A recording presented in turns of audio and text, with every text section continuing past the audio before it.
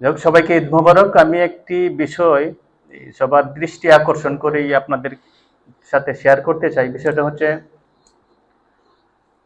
এই নামকরণটা সম্পর্কে আমাদের একটা ধারণা কিন্তু আছে যে বাংলাদেশ ইতিহাস ঐতিহ্য অনুসন্ধান ও গবেষণা কেন্দ্র।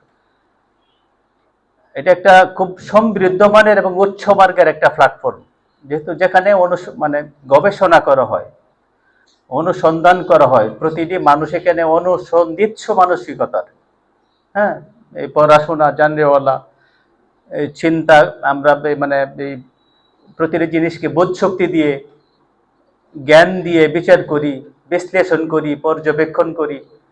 তো ওইরকম একটা জায়গাতে ওখানে যেহেতু বহুমাত্রিক প্রতিভার এই পদচারণা ঘটে, বিচরণ ঘটে। আর এই পড়াশোনাও তো সবার একই রকম না, একই মানের না। সেই সূত্রে জ্ঞানেরও একটা বিভিন্ন রকমের একটা রকম ফের আছে।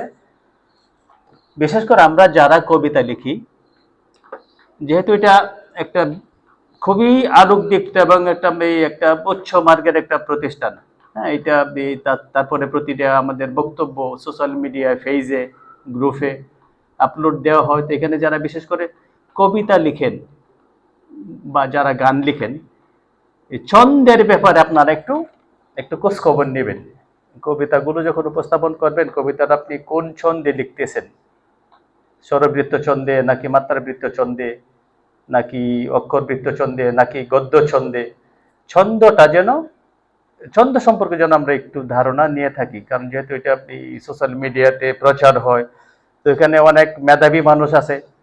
আমাদের আমাদের পোস্টগুলি হয়তো দেখেন, বক্তব্যগুলি যদি শুনেন, তখন হয়তো মনটা ভাবতে পারে যে এটা একটা গবেষণা কেন্দ্র, একটা অনুসন্ধান কেন্দ্র, একটা আলোকদীপ্ত একটা প্রতিষ্ঠান। তো এখানে এই কিছু ভুলভাল কবিতা, যেখানে মাত্রার মিল নাই, পর্বের মিল নাই, বা কোন ছন্দে সেটা নিরূপণ করা সম্ভব হচ্ছে না, ওই বিষয়ে যেন আমরা একটু একটু পড়াশোনা করি। হ্যাঁ, একটু চার্জ দিলে, বিশেষ করে ইউটিউবে এই বিষয়গুলি ছন্দের উপর একদম এই খুব এই একদম পরিষ্কার বক্তব্য আছে। বিশেষ করে আমরা তো এইভাবে যদি আর পড়াশোনা করা যায়, বইও আছে এটার উপর, বিভিন্ন ছন্দের উপর বই আছে, কিভাবে শুদ্ধ শুদ্ধ রূপে কবিতা রচনা করা যায়। ঠিক আছে, এই বিষয়টা এখানে থাকলো। আর আরেকটা বিষয় হচ্ছে, আমার গলাটা আজকে ধরা, হ্যাঁ, একটা ইচ্ছে ছিল আজকে একটা গান মানে এই সুরে সুরে গেয়ে ফেলবো, যেহেতু আমি গীতি কবি, কবিতা গীতি গীতি কবিতা সাধারণত